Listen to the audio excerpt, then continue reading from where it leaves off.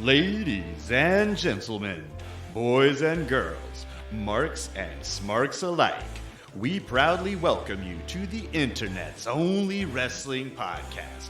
That's right, we are the only one.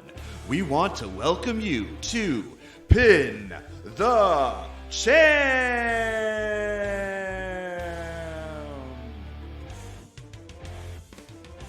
Welcome back to another episode of Pin the Champ. We've got a full house again. We got Sawyer, Kyle, Bong, and me, Jeremiah. Say hello, everyone. Hi. Hello, Sawyer. everyone. This is Sawyer. Yeah. No, it's I'm firmly not. established This as is Sawyer. Sawyer. No, This is Sawyer. This is Kyle, then. This is a dangerous game to play. Yeah, I was going to say, I don't want to confuse our viewers. So before we started recording, we've decided to start a new tradition here on the show today moving forward. So every episode, we're going to be raising a glass and we're going to toast to something that we're going to talk about later in the episode. So for this one, it's only appropriate that just like the WWE Hall of Fame's first entrant, our toast is going to go out to Andre the Giant, who we'll be talking about later in the episode, okay? So guys, everybody at home listening and my co-host here, everybody let's raise a glass, and on the count of three, Or that I've already been drinking. We've already toasted off screen. Yeah, raise a glass or raise some grass if you have it. Just saying, if you're in Virginia, you know. So on the count of three, we'll all raise a glass to Andre. 1, 2, 3, to Andre. Andre.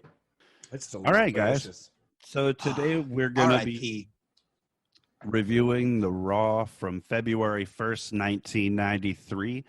As always, we do want to remind our listeners to, hop off and watch that episode if you like to, or watch it later, either which way. And we're also going to have another debut on this show later with Song Spotlight. So that's going to be real cool. Excited to see what songs bringing to the table today. You guys, the babysitter. That's what his spotlight is on. His My career as a babysitter and my OnlyFans site. Oh yeah, we will be going over songs only fans. Stay tuned. You gotta pay though, guys. We don't give it away for free. OnlyFans site. We don't give it away for free. WWE never really had like a babysitter gimmick for a wrestler. That'd be pretty funny. That's true. All the they had some out there gimmicks and never a babysitter. They had a clown. Most clowns like to make people laugh. This one likes to make them cry. I would have loved to have the babysitter go up against Bret Hart just so he could be like, "You're not my father. You're not my father. You're not my father. You can't tell me what to do. My dad's gonna be home. He lets me play in the dungeon. Yeah, he lets me stay up till 10 p.m. Okay." You guys want to go ahead and get into this episode of Raw, February 1st? We're into February now. Let's skip it. Let's go to the next one. We're into February. Really confuse people on the timeline. All right. So this episode opens up with Tatanka versus Damian Demento, and Tatanka defeats Demento with a Samoan drop, basically. Yep. Can you call that a Samoan drop if it's done by a Native American? I was wondering it's that. A Lundy or a he's a Lumbee. Lumbee? He's a Lumbee. I think. So it's a Lumbee drop. Lumbee there you drop. go. Yeah. So I want wrong answer, guy. Who was Damian Demento talking to during this match when he was on the outside of the ring? Did he lose his earpiece? It was McMahon, right? No, his mom. His mom was in the audience. Mrs. Demento was from the outer reaches of her mind. Yeah. And she was hanging out in the audience. She was like, "Hey, that's my boy, Damien. I named him after the son of the devil." I love the idea of his mom calling him like telepathically, like, "Sorry, my mom's calling me from the outer reaches of my mind." Yeah. I gotta take all this. for you, Damien Demento. It's all for you. Yes, Mom. Yes, I'll be there Sunday, Mom. All right. All Was right. I love he you too. supposed to land on his feet when Tatanka clotheslined him? It was kind of glitchy when I watched it almost. Like the Matrix or something like It you was know, that very. deja vu scene. He got clothesline. I don't know if he was meant to land it on his feet or if he decided to land on his feet. But if you watch that match, I don't think Tatanka know what to do at that point because I think he probably should have fell. He pulled an Undertaker, basically. Yeah. Yeah. It, Now, guys, Google says Tatanka. Now, we've already looked it up, and we know Lumbee is actually supposedly what Chris Chavis is. But when I was Yes. doing some research today, Google says Tatanka is a Lakota word, which means big beast. Buffalo. Right. No, it says Ah. big beast according to Oh, Big Google. Beast. Okay. But this little wrestling website called WWE.com, I'm having problems saying WWE today. It's okay. That's that downside of the booze. Shit. I don't know. I think it's an upside still. Yeah. Guys, we're really breaking some ground on alcohol in the entertainment world. It's we thought we were onto something. So, No, I hear you. no, the WWE website says that it does translate to Buffalo, but Google says otherwise. I don't know who's right. We know it's Lumbee. I That's like all we know. Big Beast better. I like I do Big too. Beast. Yeah. But That's a Buffalo good is name. kind of synonymous with like the Native The American. Lakota. Well, Yeah, the Lakota yeah. are. So the Lakota, I'm pretty sure, and I'm sure you can correct us if we're wrong, listeners. I'm pretty sure the Lakota are the Navajo. I think Okay. they are like one and the same. So like, I think the Navajo, are Midwest. Like that's where the Buffalo were. So that would make not just Midwest, West. These are the Plains. They're the Plains First Nation people. So I definitely think Buffalo would be an important thing. And yeah, it's dude. I don't know if anybody, any of our listeners or any of you guys have. I've gotten really into cow and buffalo videos on Instagram. Speaking of Buffalo, What? They're. I'm not sure if you should be fucking sharing Go this. on. Yeah. No, well, yeah, no, I'm watching them. Fuck, no. The Buffalo No, I'm watching OnlyFans them. is Are also these it's, people uh, dressed as buffaloes? No, it's a type of person, a buffalo or a cow. No, I'm kidding. Like I'm a kidding. bear No, and a yeah, like a bear, an otter, or a wolf. No, they're beautiful, like just majestic, powerful creatures, and like it's really interesting. That being said, I think Big Beast is a better name than Buffalo. I agree. Yeah. I hope Well, it's- Google's right. Yeah, well, it's funny because I was watching it because as he's been featured a lot lately too, Mhm. he is one of what could be considered a stereotyped character that doesn't feel like Absolutely. it's tacky or cheap. That's how you know he had a Mm. hand in developing his own character. Well, he's not as bad as like right. Chief J Strongbow, who I'm pretty sure was like an Italian guy. Yeah. I'm going to out myself today too, where I learned with Kyle. I did not realize, now granted, keep in mind, I know that there are many Samoans throughout the industry, Mhm. and a fair amount of them end up actually being You related. didn't know about Yoko? I thought he was Japanese, Did not- but why? he thought he was Because You're not Yeah. the only one. So That was the for goal. longest Time I did. Yeah. I thought so okay, too. good. played Good. the Kyle was music like, "Don't a say it on air." I'm great like, "I'll out job. myself." Yeah. He played the character and sold it well, and for the longest time I actually thought he was Japanese. He had the sumo stance, and Yeah. I guess he did his research. He probably watched sumo wrestlers and how they move and react to things, and he played that part really well. Yeah, and So he's got the build. it's interesting because he definitely dropped some hints for us. I'll talk about it when we get to that match. Mhm. But interesting about this match, our boy Bartlett, Sawyer's dad, Yeah. he makes a Ruth Buzzy joke on Damien Demento, which I found particularly funny. I think my brain is starting to degenerate because I'm starting to enjoy Bartlett's commentary. No, Kyle and I were talking about. I don't And- know if it's Stockholm syndrome or he's I don't know, actually man. funny. A in lot this of what he episode. said in this episode went right over my head. So. Oh, See, dude. there it is. It must be that we're just like we have a certain type of brain disorder where we find Rob Bartlett funny, and Yeah. So I apologize to our listeners. I'm That's going to all be right. making references to Rob Bartlett's very funny jokes. Yeah. Well, it's very specifically 90s, and that's a huge overlap in mine and Kyle's very weird, specific cultural references that I think it hits that nail on the head. All right, I'll let us move on, but the thing I want to say real quick, though, is it is, I know it's hot take again, too, but if Yokozuna could have actually developed a true Samoan character, that's the shame of it is there's awesome Samoan, like, deities and stuff like that they could have pulled from. I wanted to throw it out there because it is, I know, hot take, a Samoan guy playing a Japanese character is ridiculous, but I would love to have seen what we could have done, and I think we should explore that in a later episode. Yeah. Anyways. Yeah, absolutely. I actually have a trivia question for you guys around. Oh, yes. Do it. So I know whoa. Around, I know. Hold Stay in your on. lane. No, it's cool. Stay in your Listen, lane. man, listen. I was about to say. It's cool.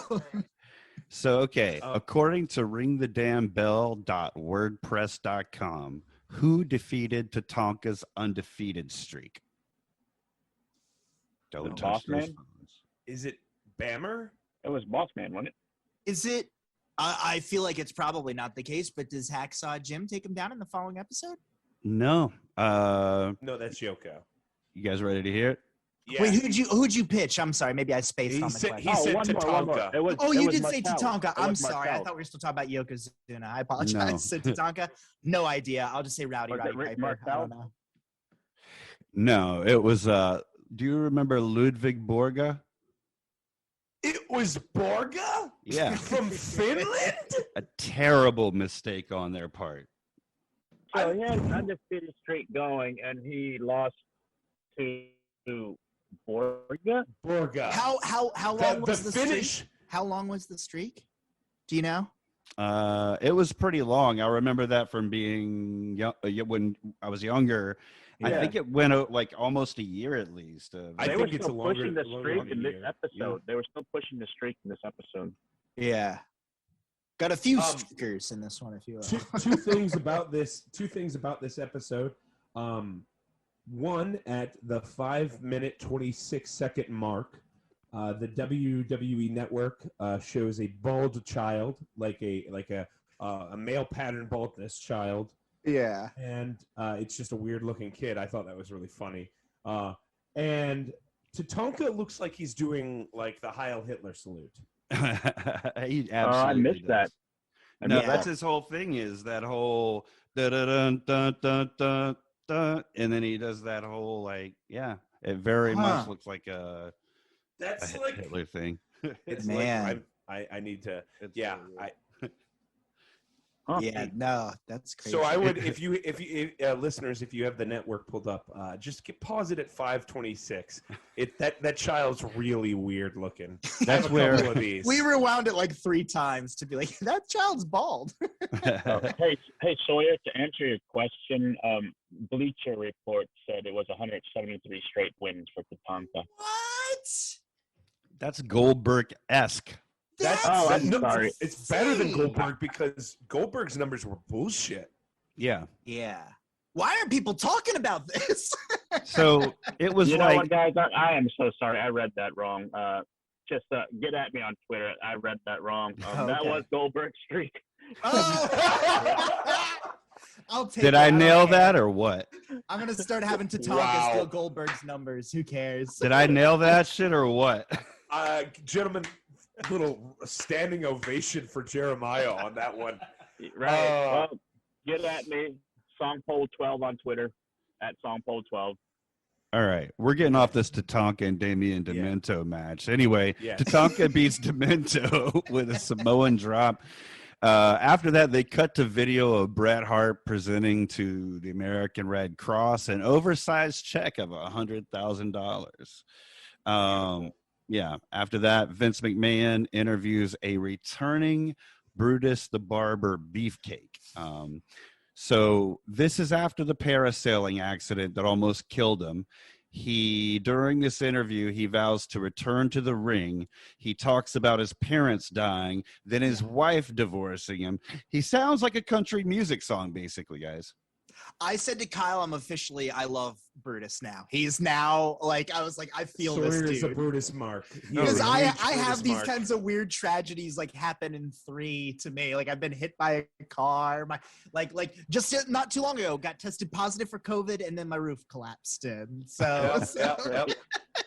It's true. Murphy Law. And Sawyer did legitimately get hit by a taxi, like I was hit by a car, hospitalized. survived. Like my mom was like, "You should go back to work Friday." I was like, "I don't think that's how that's supposed to work, but I don't have money, so that's a good point."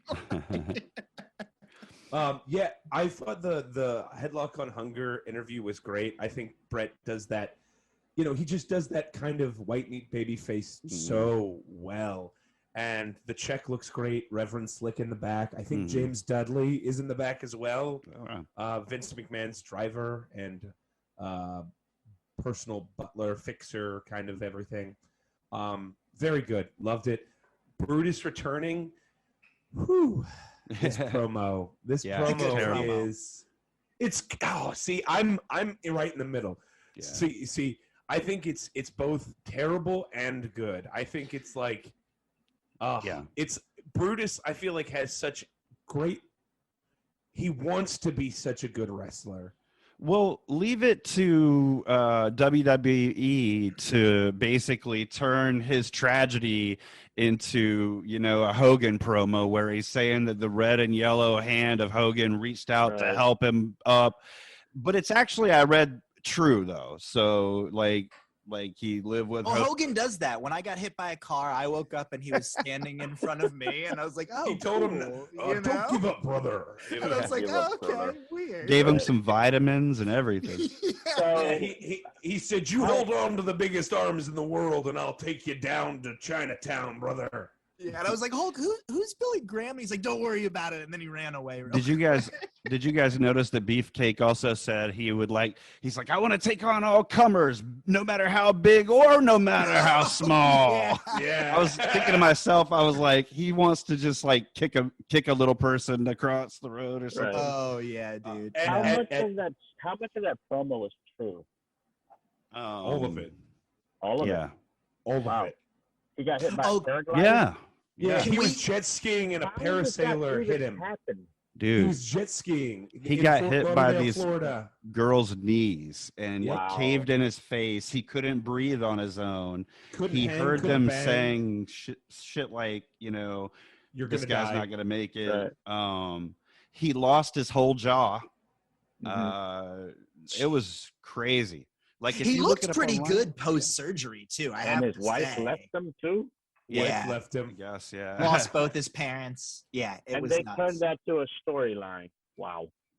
I mean, they tried to turn.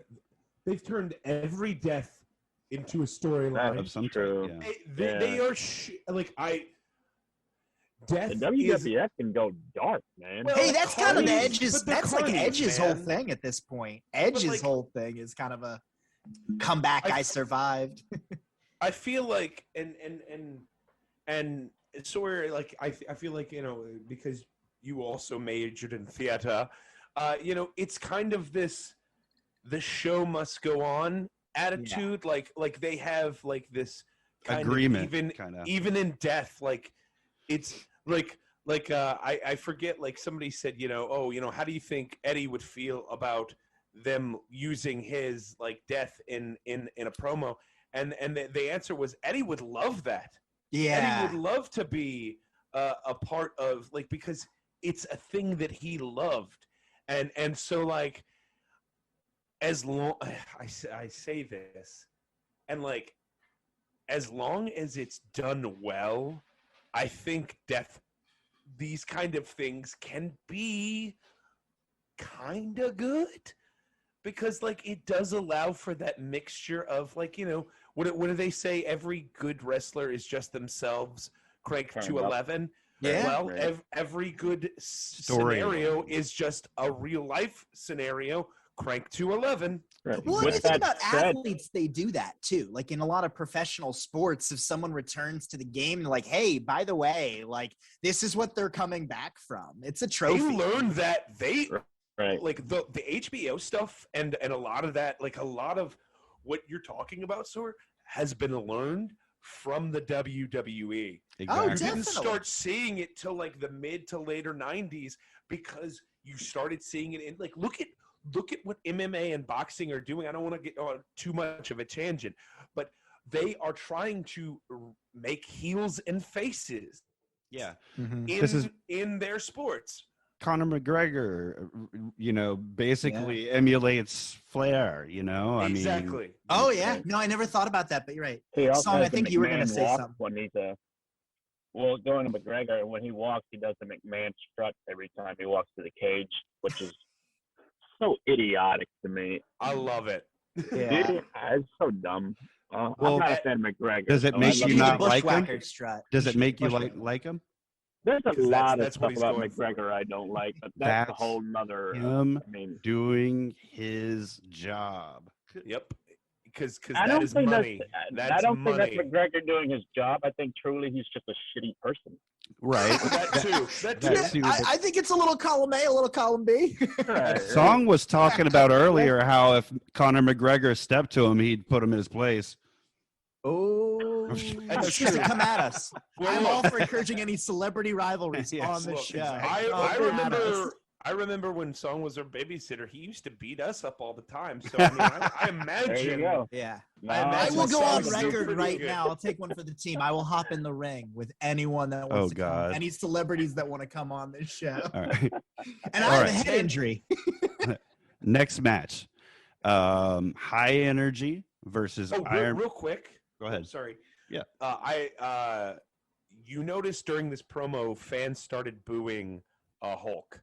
Yeah. You hear a lot of boos for Yeah. Hulk. I think that is we are starting to see the end of Hulkamania. Yeah. They're tired of that whole Yeah. thing. Yep. Yeah.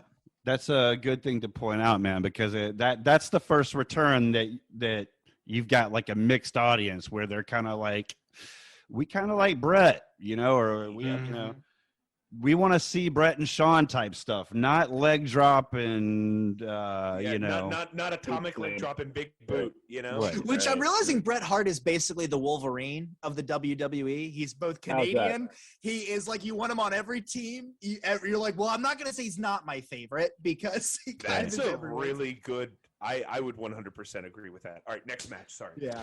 No, High Energy versus Iron Mike Sharp and Von Cruz. Now, in this match, Owen, he pins Von Cruz after a Coco top rope clothesline.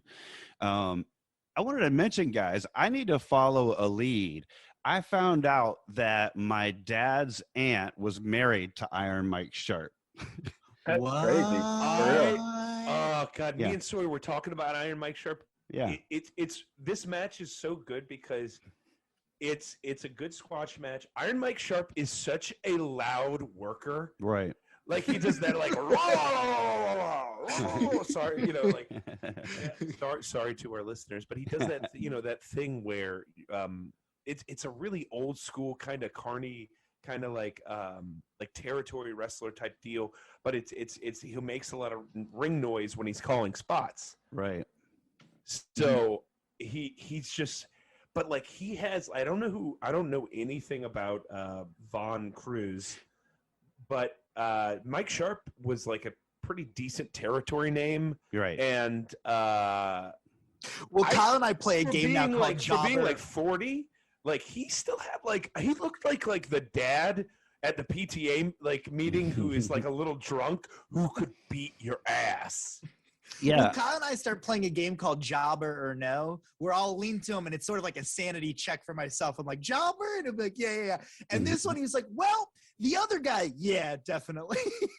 But what was it? Who was it you were just saying? Sharp? Is that what his name is? Iron Yeah. Mike Sharp. Yeah. Iron Yeah, Mike Sharp. yeah, Sharp. You're like, it's a shame because he's really not. Like, he's not like legendary, but he's a good performer. Been doing it long enough. I would love to find out if you have connections to him. Yeah. No, I do have connections to him. I mean, he's my dad's mom's sister, and the way that I first knew anything about this was actually a few years back.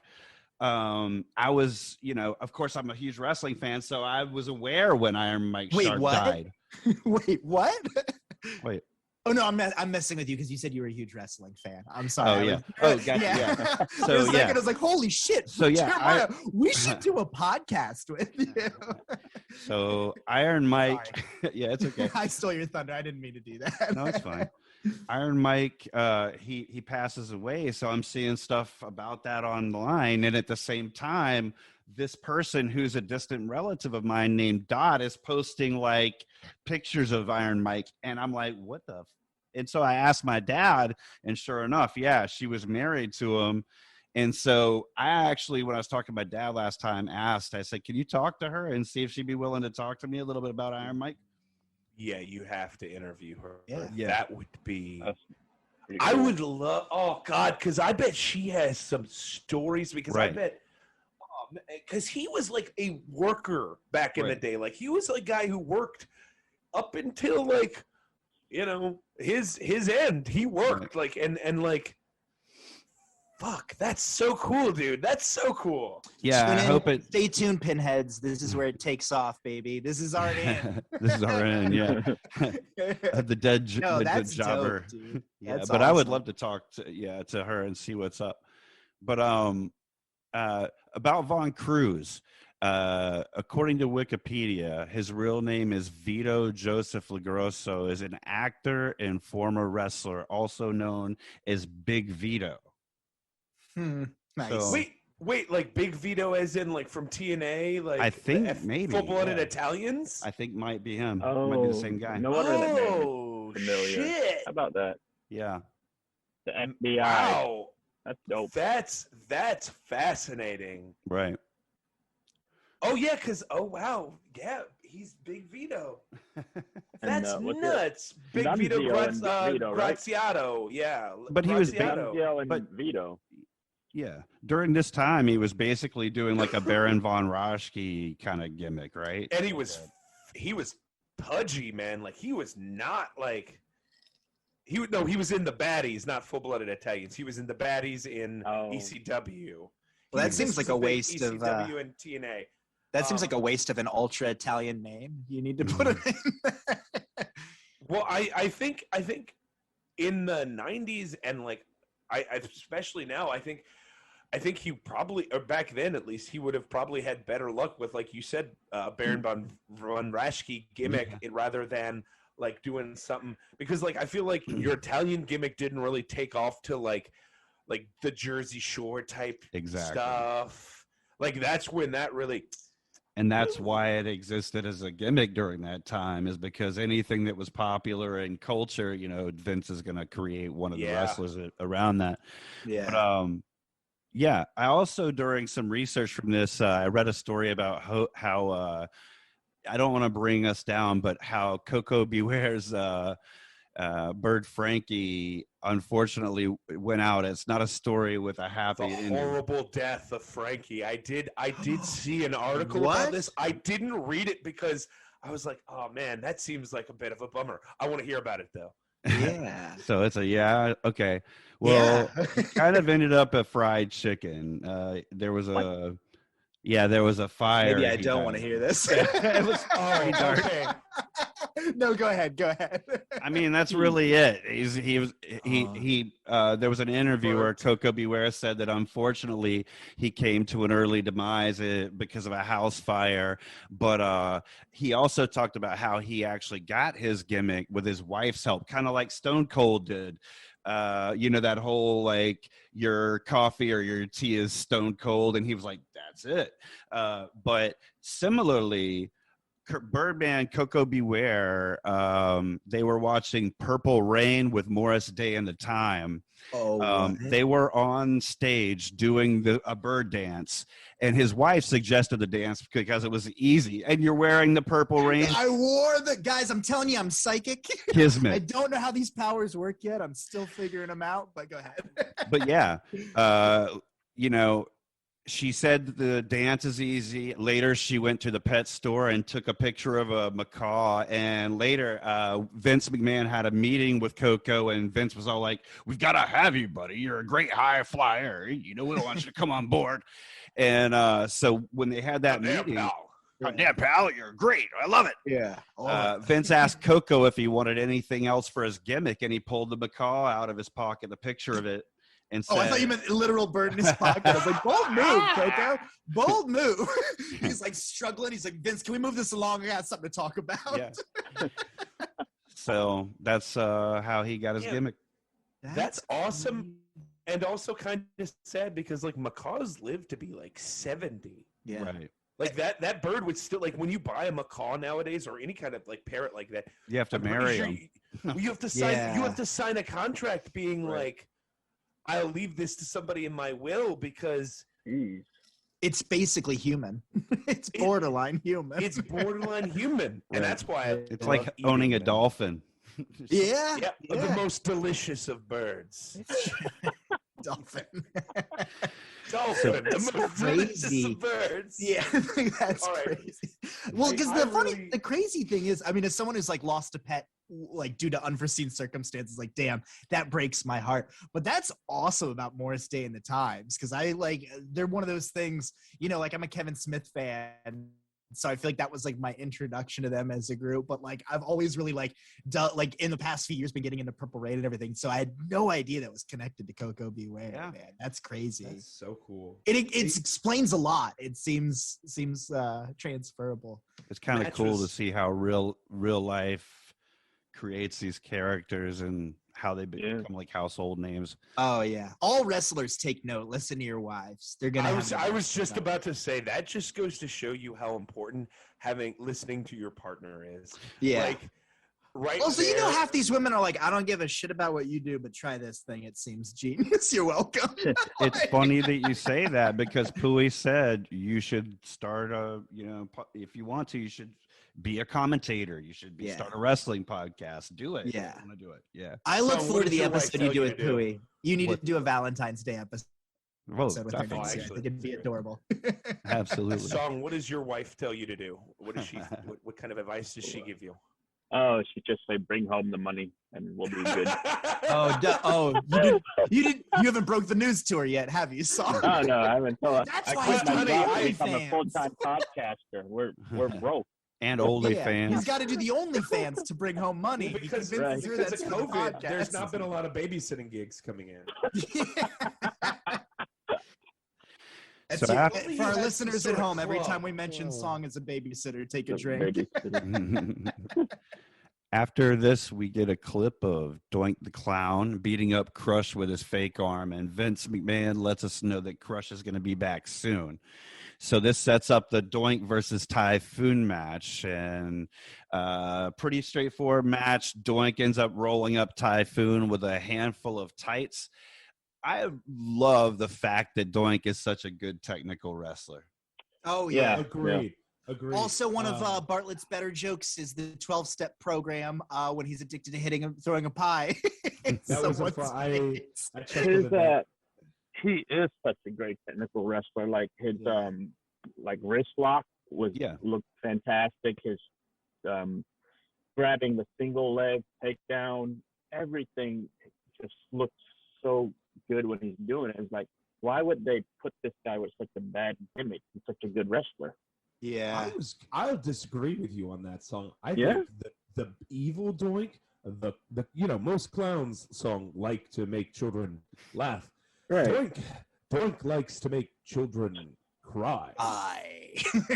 And I think evil Doink, like, look, I have to agree. Matt Bourne is so good. He's such a piece of shit in real life. Yeah. Like I don't normally speak ill of the dead, but fuck him, he's a piece of shit. Well, Doink is like a Google update. It gets worse with age. Like it starts out real up here and then it down goes.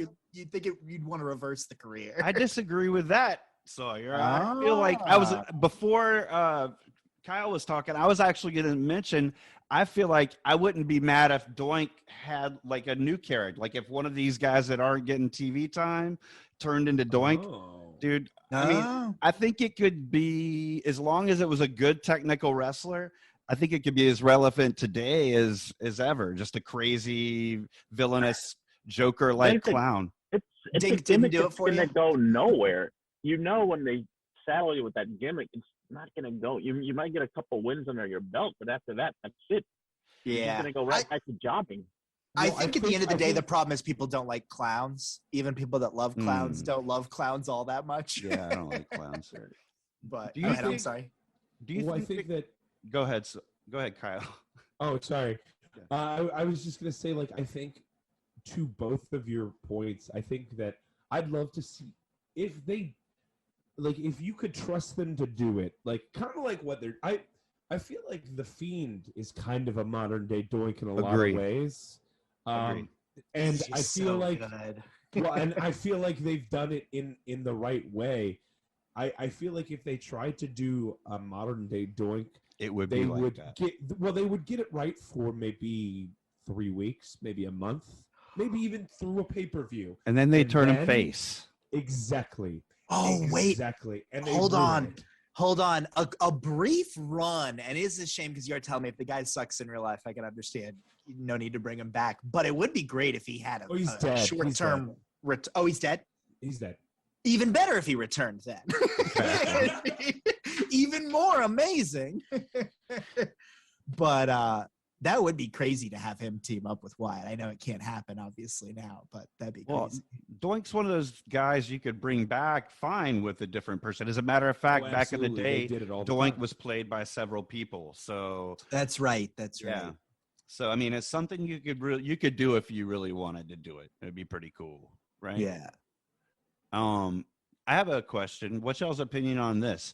Could or should Doink the Clown have had like an intercontinental title run? I mean, I say yeah, because why not? Like, I'm not, it's not something that needs to happen, but I feel like underestimating anyone in wrestling is kind of the best weapon, is the best way to pull a surprise, because we've all seen things where like, oh, we all know how it's going to play out. And then you get an upset. And I think upsets can honestly be more interesting in that end. Does it need to happen? Not necessarily, but it could have been cool. My only issue, and I'll probably be a hypocrite on this later. So, it is that like, why is a clown a wrestler? What's his end goal? What is he? Is he going for the belt? Like, why does he want the belt? Is he just there to make kids cry? That's cool. I like that. Let's explore that maybe. But like you know why Owen's there. You know why Yoko's there. You know why Lex is there. Typhoon's there because he has nothing else to do. He'd be Uncle Fred if he wasn't there. Like he's But like I just don't understand why. I understand why the $1 Million Man is there. He's bored. He's a thrill seeker. I understand why there's a tax person there because they're all independent contractors. Which, So real they quick need an side note, accountant. I love they bring that up about Brutus too. That like that's IRS's contribution, and he wasn't paying taxes while he was in the hospital. So Yeah, got him. But like, I don't understand why a clown's a wrestler. what you're basically saying is that WWE Network should create a show with an origin story for the wrestlers. Yes, that would be sweet. Yes, I actually really, especially like the more gimmick, like if you. Yes, the more gimmicky you are, like, and especially the more it if needs a you're trying to- backstory. Like, Yeah. I would love to see a whole like hour-long network special about Finn and the Demon. That'd be sweet. I'm a huge Finn Balor mark, so like I would watch that regardless. But like I feel like guys with interesting like dualities, guys with characters like and we'll get into it when we get into the Attitude Era, but like I would have loved like the Three Faces of Foley special where it explains like, oh man, like sometimes he's dude love, like when he wants to be groovy and get down with all the chicks, he's dude love, but then when he can't get it done, he's bang bang, Cactus Jack, and I want to say there is a Finn Balor one. That's what I'm looking up right now. Oh, okay. Well, in a COVID world, they should shoot more of those type of videos anyways, because Right. it's just like you need to kind of fill those gaps with things that are, you have Mhm. more of the time and opportunity to do that because no one's really watching it like a lot. Well, isn't that Yeah, kind of what they tried to do with oh, go ahead. I was gonna say, like, to jump off what Sawyer was saying, like with the whole COVID and the quarantine stuff, they really should have taken the opportunity to make things a little bit more theatrics for them, like cutting those old promos, Vignettes. Yeah. That would have been the perfect time to bring those back. But I guess they kind of missed the ball on that because now they can do live shows in Florida. Yeah, I mean, I'm watching all these old graphics, and I'm like, man, they need this. Right. It's simple. It's not overdone. Like Mhm. everything feels just so gaudy right Yeah, now. Right. especially for like the characters that have strange gimmicks, like the Fiend and Demon Finn. We Mhm. haven't seen the Demon In an in industry a long built on time, too. I tackiness. agree. I'd love You're to see a overthinking return it. of the demon. I think if the Demon comes back, he should come out like to face Brock Lesnar and get a win or something. That'd be- Ooh. Yes, they put over when Finn was kind of early on. They put over that it was like, oh, Finn couldn't win. Next is the demon, and the demon came out and just destroyed. Right. And like the I realize I'm a bit of an entrance mark too. Like I Mhm. love a good entrance. Mhm. Speaking of which, Yoko's entrance coming up. Bow! What a fucking banger! So great. Also, the Raw girl. My word. My word. Queen, get it? Yeah. So, before we move on to the next match, another thought that I had during this Doink and Typhoon thing was that Typhoon was the Shockmaster as well. Yes, he was. And Uncle Fred, the bumbling Uncle Fred. Or Uncle Yep. Norman. Uncle Norman. Yeah. So Vince is interviewing Todd Pettengill about Giant Gonzalez being on that, what was it? The Saturday Super morning Slam? thing? Yes. whatever Thunder it in was. Paradise? No. He is on Thunder in Paradise, Oh, though. he is on Thunder in Paradise. He's not what he was referencing, but And so, as you heard earlier, we did our toast, and that's what was up next. The Fink asks everybody to stand for a moment of silence, and the first 10-bell salute on Raw happens for Andre the Giant's death. They show a great video package, and they flash his image up on the screen. Andre, 1946 to 1993. So I was looking up facts about Andre. I love the fact that he used to enjoy moving cars as a prank. Yeah. I've actually heard about those stories. He was dude. infamously in love with farting on his opponents. And also I saw something online saying he loved QVC as well. Like he would order off QVC all the time. Oh, that's fantastic. Can you imagine getting a call from QVC from Andre the Andre Giant? What did you say? I would like to buy the cubic zirconia ring, please. Boss. One of my favorite there's somewhere on YouTube there's a shoot interview with Jake Roberts talking about his early days in wrestling, and this is like in the 70s. He was assigned to drive the Giant, and so as a rookie, he would they would get a van, and then they would take the seats out of the van and then like put down a beanbag chair and a bunch of cushions and stuff like that for Andre, so he could kind of just lay down, and then that's how they would take him around from the territories. And so he picks him up, and he picks up he has him pick up 4 12-packs. So that's 48 beers. They get to the matches. Andre comes out, and they come back, and he takes another 48 beers. And on the way home, Andre has to stop and piss, and Jake Roberts was just like, he didn't stop. He drank some two sets of 48 beers between on the way to the match, and then after the match. Didn't piss while he was at the matches, and then he was just like, I I don't understand this man. The man is truly another kind of creature. Yeah. Yeah, man, that's Wade Boggs numbers That's right there. That's up there. But I don't know about y'all, but to me, like the part that really I thought was actually the most beautiful moment in that, did you notice how everyone was actually already standing and had their hats off? Like Vince barely started speaking, and everyone, there was just like a feel in the room. They're like, we know what this is over their about. heart and stuff. Like, Right. like it was. It was like it was kind of like it gave you a little chill to see, folks. Yeah. People won't stand for anything, and that this is not a political commentary, please. But the fact that people just, at the drop of a hat, were just like, "Oh yeah, no, I want to honor Andre." Yeah. That's kind of fucking beautiful.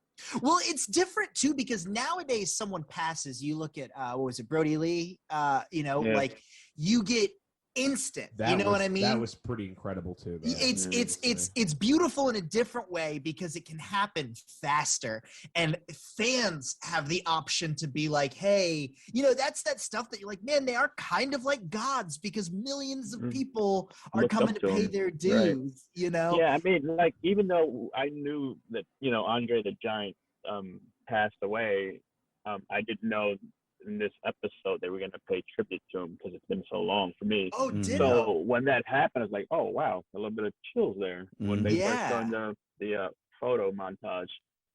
So that was pretty cool. Yeah. I was unprepared. It was nice. I feel like I was doing something and I stopped. I did not expect that in this episode. Andre was a legend, even if you weren't a wrestling fan, you still kind of knew who Andre the Giant was. Absolutely. Princess Bride. Yeah, yep. Princess Bride. My standard is if my mother knows who they are, they're a household name, literally. Yep. They're an iconic.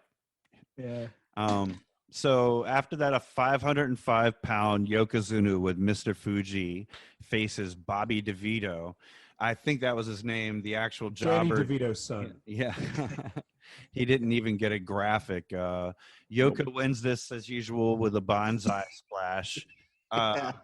During this match, commentary talks to Hacksaw Jim Duggan. Duggan calls him Yakazama. It's kind of weird how as a kid Duggan sounded like a hero, but now that I'm an adult, he sounds like a fanatic. Like an absolute raving moron. He just says it. Yeah. Yep. And I love Duggan, like personally and professionally. I think the man is amazing. But Kyle talked to him for like 20 minutes at C2E2. Friendly dude, man. Oh wow. He's the only wrestler that's ever like something I tweeted or whatever. Hell yeah. Yeah, he's a really also. I will say, like, I'm a big guy. I'm 6'3", 300 pounds. I shook his hands, and they fucking engulfed mine. like it is like kind of like the difference between like a big man and a big man. Like he's a big guy. Two things about this match. Bartlett once again just. Really funny joke about his action figure. How he needs to have his own action figure. Like they just did the commercial on the if you're watching the network version, you see the commercial for the action figures, and he's like, Vince, I've been working here for a couple months. Where's my action figure? He was pretty almost sincere about it too. Like, hey Vince, I would also like one of these. It could have like a super eating action. Yeah.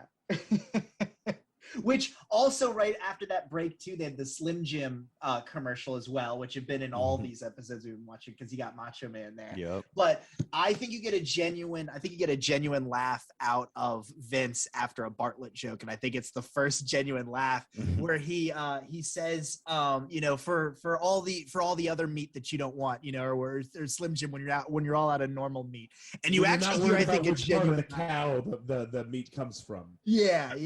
It was. I believe it was when you don't want when you're not concerned about which part of the cow the meat comes from. Yeah, that's exactly what it was. And I think you genuinely hear Vince be caught off guard by that joke, and Macho Man suspiciously silent on that one. You're messing with my gimmick, man. Yeah, when you really don't care about what part of the cow you're eating.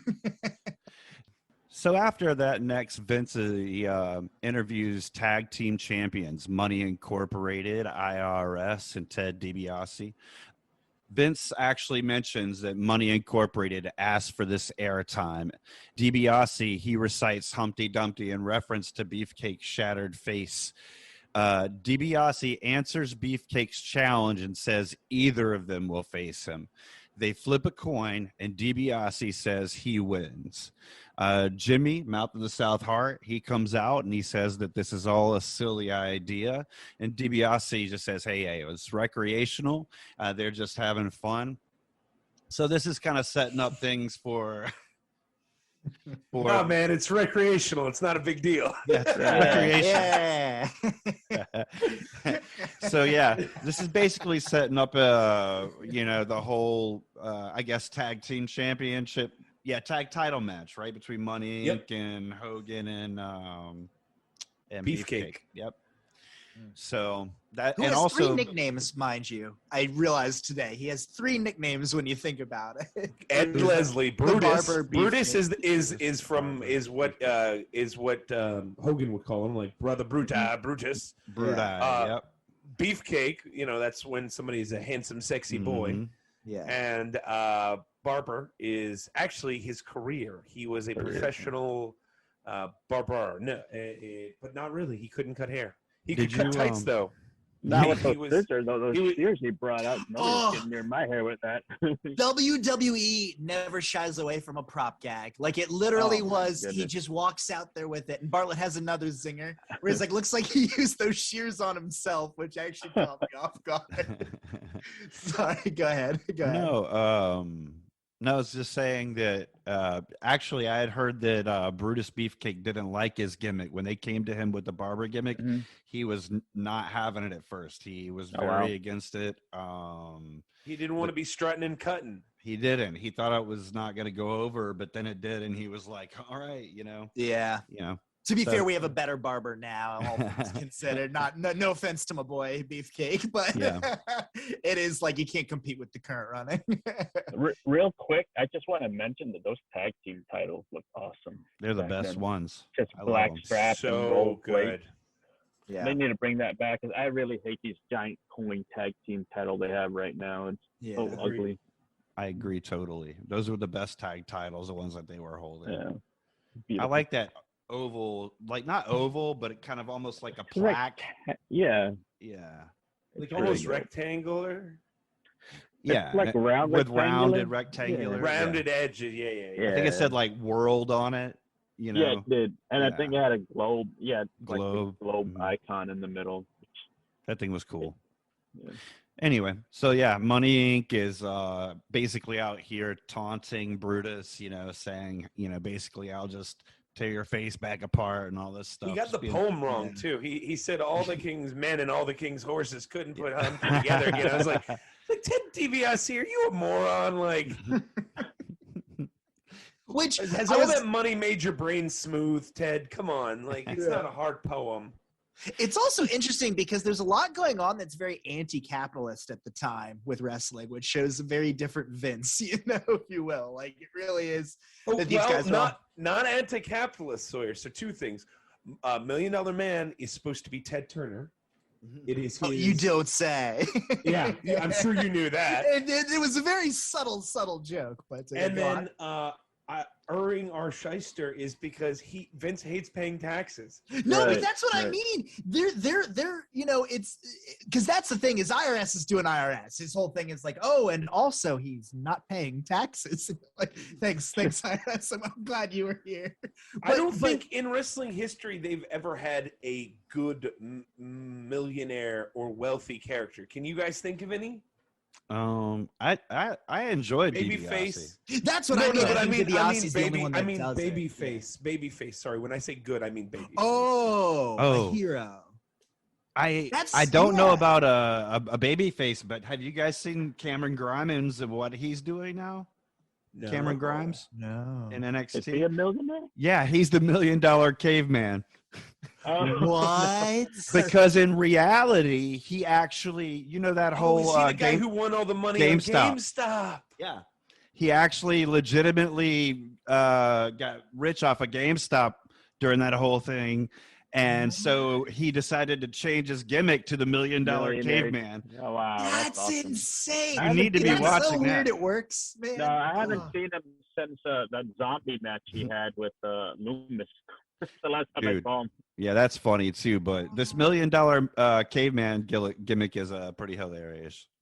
That's fantastic. That's awesome.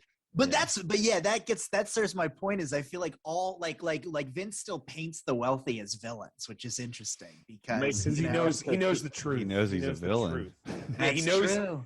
Yeah, exactly. I think A that's wise exactly Vince it. doth know himself a McMahon. So Yeah, you know. he's a scorpion. He knows he's the villain. He knows Yeah. it's just in his nature. I hate that fairy tales. It's in my nature. You're an asshole. So Go next ahead. we get Narcissist. He's posing again. During his mirror time, this guy, we get the Raw girl out that Kyle was mentioning earlier. Yes. I think that you're into her a little more than Luger was, because he didn't really love that too much. Well, to be fair, there was a mirror, Jeremiah. What's Yeah. he supposed to do? Not look at himself? Yeah. Which I realized the other day, he should have billed himself as Narcissus, which like the actual Greek character, because it's actually serves a wrestling background. He was a warrior and a hunter that considered himself really vain. And I'm like, why didn't they? Sorry, it's the dramaturge in me. No, I think No, I no. think Sawyer that you are. You're I onto think something, man. I think perhaps he may have been supposed to be Narcissus, Yeah. and they just didn't know how to pronounce it. Yeah. And then you got Heenan on top of everything, where with Yeah. that slight lisp. So. That's true. Narcissus. Oh my God! Don't forget the Royal Rumble promo where he's just ogling at Lex. Give it to me, Lex. Don't tease me, Lex. Yeah. Yeah. But after- honestly, though, I, in front of a mirror, I'm the same way. I can't walk past the mirror without checking myself out. I don't know what it is. Check out Song on OnlyFans. Yeah, what I do. Offering 10% discount, PTC 2021. Oh man, this running joke's never gonna stop. Doubt it. It's a very athletic joke. It runs far. Yeah. He's also our babysitter, which is a huge weird overlap. So after the commercial comes back, the Mr. Perfect vignette is next. Loved this. That was awesome. So much. Cool. I remember from like the first time I saw it, Steve Jordan from the Vikings is with Mr. Perfect, and a vignette happens that it was like one of my favorite ones from Mr. Perfect. He throws a pass, waits a second, then he runs and catches his own pass as Steve Jordan looks on amazed. It's everything so about this is gold. good. Give these men an Oscar right here, right now. 'Cause you gotta love athletes acting. It just Steve it Jordan's never gets old. acting is bar none. in Steve this. Jordan was Yeah, I neither don't know of how them. to describe that. Kyle and I used to have a joke So because you good. would see it a lot with theater, and it's like, you know, you don't want to pick on someone's acting, but you feel like when people get into the industry, it's like, you know how to at least talk, right? Like to another, like, do you normally say hi that way? Hello. Greetings and salutations. It's that old actor, like Supernatural. It's like, what do I do with my hands? I don't know what to do with my hands. Be like, just Just, be normal. I don't know. Normal. What's Sword. that? How do you be normal? Don't you know acting is reacting? it is. Mr. Perfect is just so good. He's Sexy really Lexi. having fun playing that character too. They for that really vignette, nailed right? this. He really, you can tell he was really enjoying shooting that promo vignette. Oh yeah. And this was his like second round of vignettes, right? Because when he first came in, he had vignettes to bring him in as a heel, and then this was kind of his like face vignettes kind of happening, right? Mhm. Yeah. So it was Still kind of cool. perfect. Yep, still perfect. Just now people like him. Right.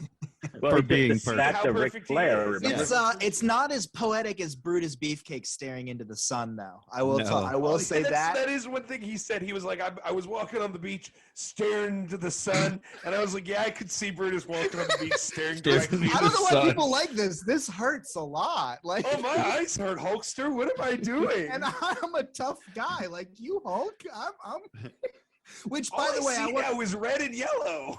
by the way, if Ryan Gosling doesn't make the Brutus the Barber Beefcake story, we're missing a total Notebook opportunity here. I mean, this is a story for the ages. That would be your casting choice. I can see that. I can see that. I can so see that. If you tell this story and then at the end people like based on the life of Brutus the Beefcake, It has to be Ryan Gosling now. No one else can play him. Ryan Gosling is Brutus. Yeah, the loses Barber. both of his He's the parents, Hulkster. goes through a divorce, almost dies Aren't they in a making an piercing. HBO show with the what's his name, Thor? Chris Hemsworth or Hemsworth. Yeah, it's gonna Who's be he Hogan. playing? Hogan. He's playing Hogan? Mm-hmm. I hope he's on the juice. I think there are pictures of him out there, like preparing for the role, and he's all jacked. He better be. He better I be think on the so. juice because, like, you can't, like, look, I know that, like, nowadays, like, actors can get that shit and they don't have to, like, just Chris, get on the juice a little bit and, you know, get them arms up. That's all I'm saying. I'm not encouraging steroid use. Maybe. I'm not. So after the vignette, we get Lex Luger versus another jobber, Jason Knight. This episode, now that I'm thinking about it, was heavy on the jobbers. Luger pins Knight with his pinky finger, right? And he gives Knight a Cesaro swing after the match, which is cool. 238 is the match length, too. That's Very short. pretty. All pretty the short. matches flew. I feel like I Mhm. blinked and they were over. Well, yeah, Lex Luger, he pins Knight with ease really quickly. It's worth noting that during this match, that Beefcake accepts DiBiase's challenge. Then Vince McMahon closes the show by letting us know that there will be no Monday Night Raw next Monday because of the dog show, which was Vince like rolled his eyes about this. You could tell he was like Pissed. as a shoot pissed off, you know. Oh, dude! Also, Bartlett gets genuine laughs out of both Vince and Randy. He's like, "Didn't we just watch the dog show?" And then you hear Macho Man go, "Bow wow!" Bow wow. Like it was like they're becoming friends, guys. They're doing it. So, Song, we're actually at the Right. end of the episode. So, what were you about to say about that? I was What'd going you to think say about this the episode? if it was like a running serial TV show drama, I would categorize it as a filler episode.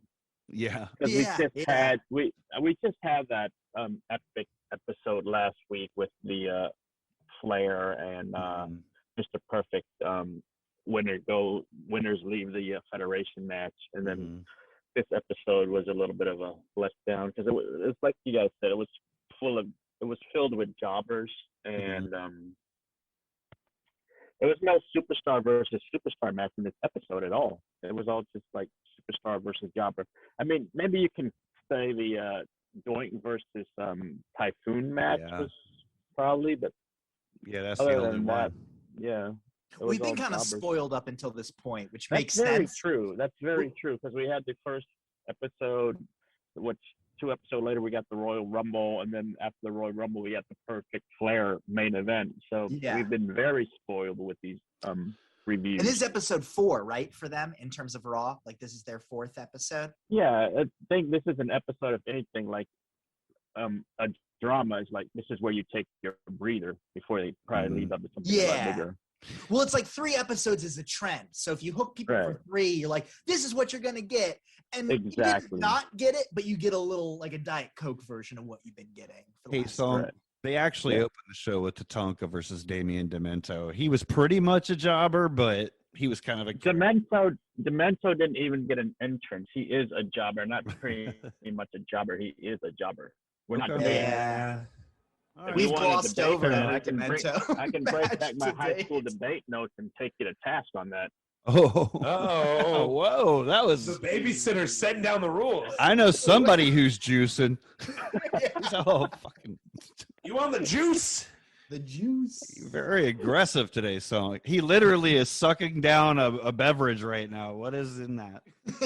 This is what happens when you give him a spotlight. It's, Song's got thoughts, y'all.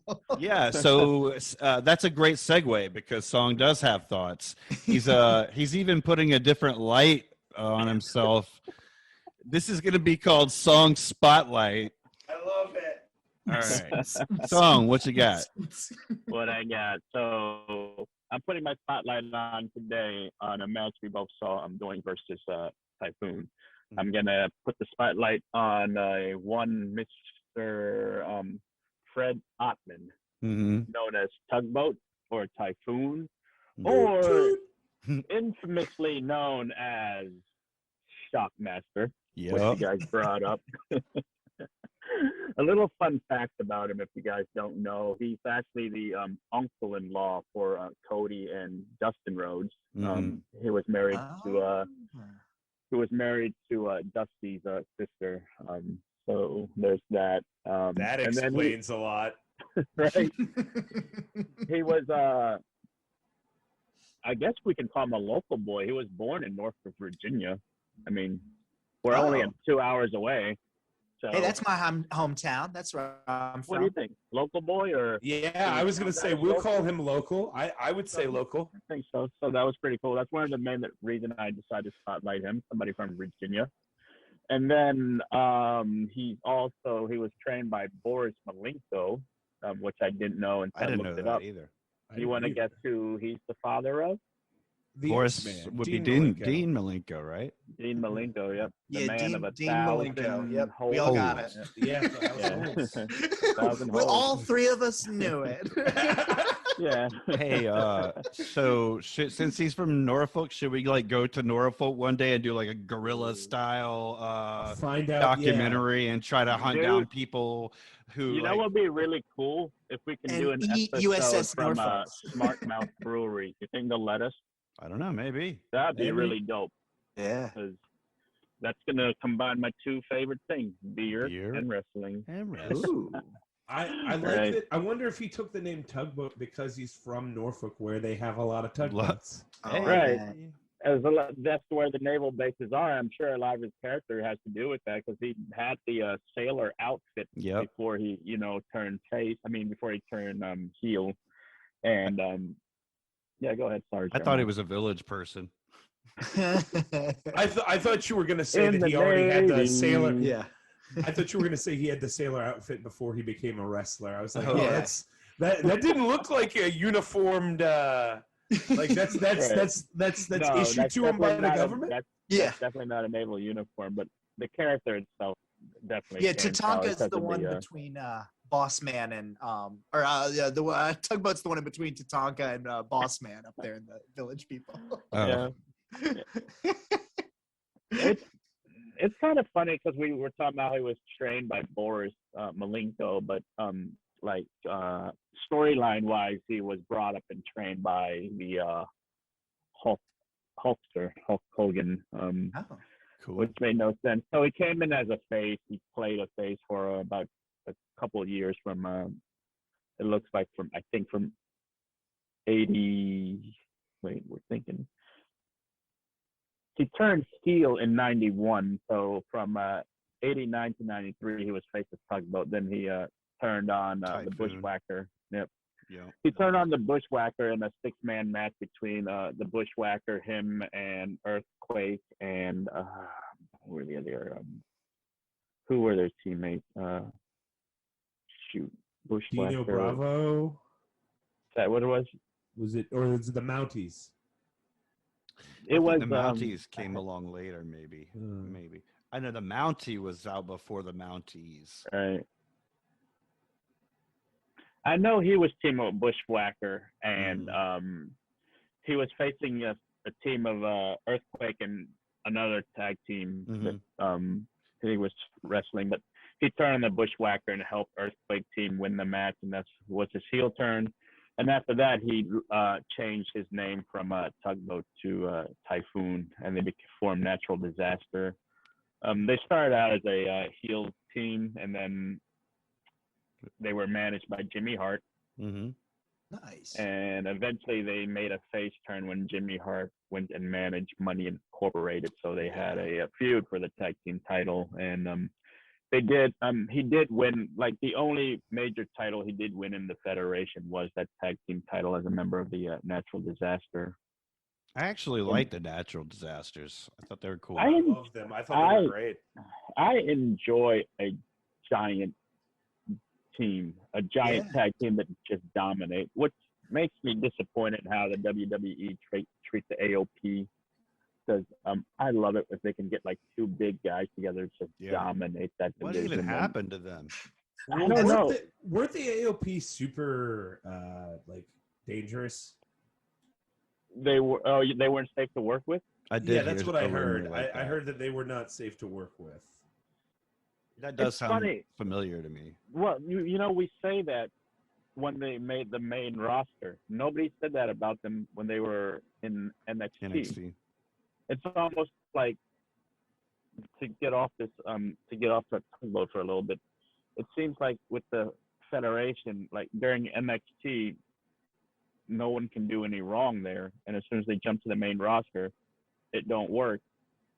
Rumors start flying about how this person is not safe to work with or this person is unprofessional. But when they're in NXT, those rumors never get out at all. So like, it's almost like, not to get too conspiracy theories, but like the Federation's just trying to cover their butts on why some performers don't do well on the main roster, to me. Oh, that's interesting. Yeah. I never thought about it in those terms. That is interesting, man. Yeah. I mean, you saw the same thing with what was that tag team that really dominated NXT for a while, and then they just got jobbed out when they came to. Oh, they were really good. Yeah, dude. Victor and Connor. Yeah, Victor. What was their name? The Ascension. The Ascension. That was it. Yeah. Right. They were like undefeated in NXT, and it was the Lucha Brothers at the time took the tag team title off of them, and then they came to the main roster and did a bunch of nothing. And they were a joy to watch in NXT, man. They were fast. I really thought they were gonna put tag team wrestling back on the map there. Yeah. But it seems like everything is like, I guess when the spotlight's not on you, when it's not all on you, you know, you don't feel that weight, and some performer probably just can't perform under the weight of the spotlight. Yeah, that's what happened to this most recent guy, that other big guy that just got released. I know who you're talking about, but I heard he was a pretty shitty person too. Right, exactly. You're talking about Sullivan, right? Yeah, Lars Sullivan. Yeah, he supposedly just had a lot of anxiety issues and just and a bigot and all that other stuff. But supposedly it was an amicable break too. That he was like, I appreciate the WWE for letting me kind of, do my thing or whatever.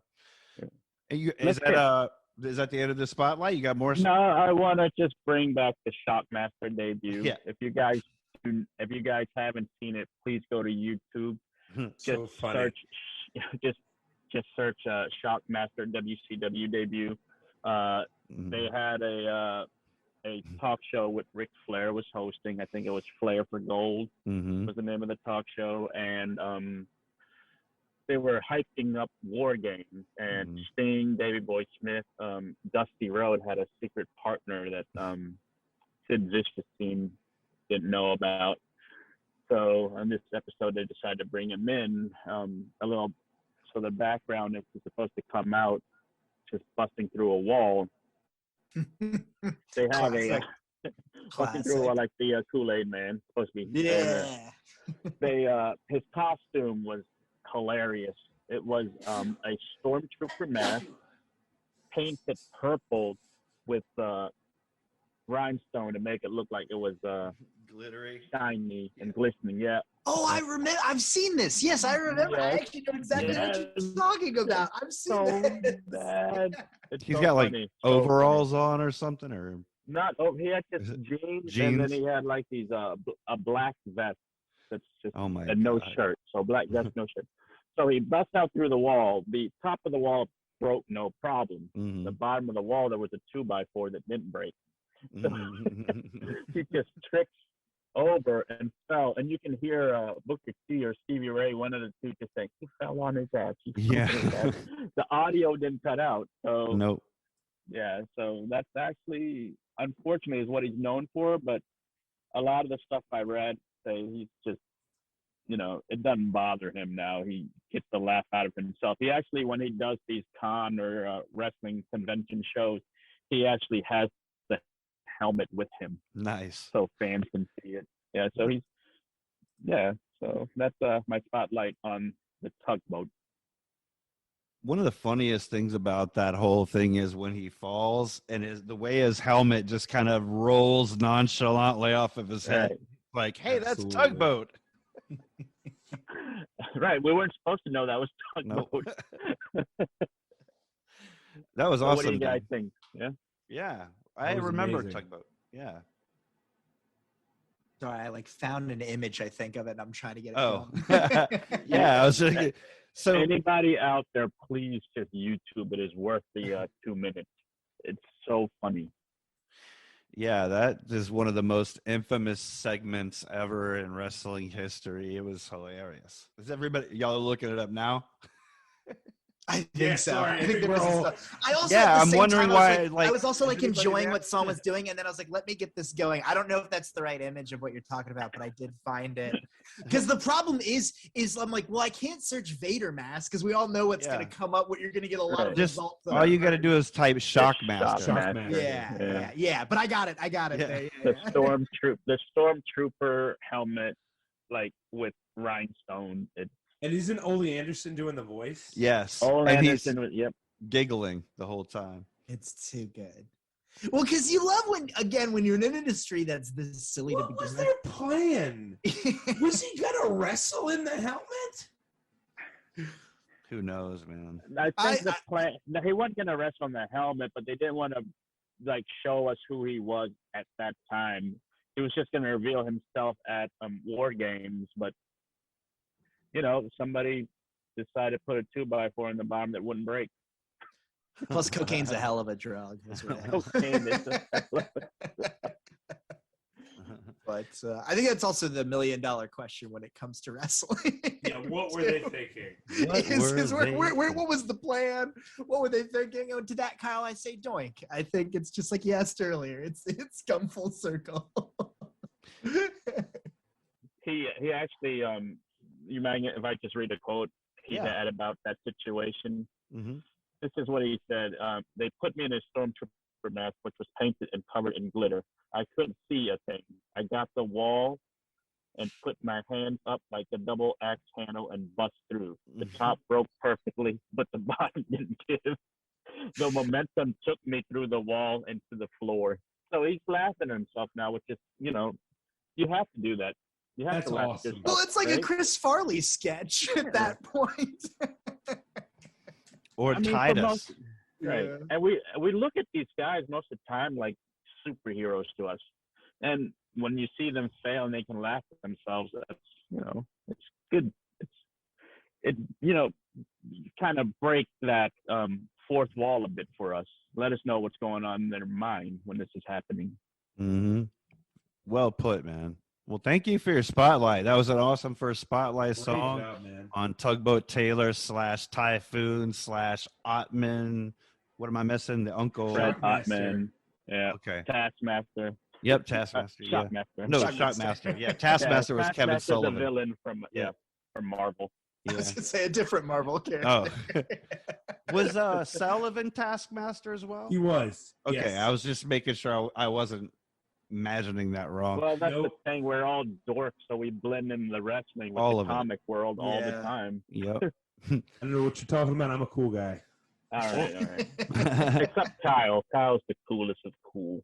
That was an awesome episode. We hope you enjoyed listening, guys, and we hope you enjoyed watching Monday Night Raw in February of '93. Have a great night. Bye. Peace. As always, thank you so much for listening. Now, we want to hear from you. You can hit us up at pinthechamppodcast@gmail.com. We're also on Twitter and Instagram at pinthechamp123, and our Google Voice number is 804-446-1139. We can't wait to hear from you.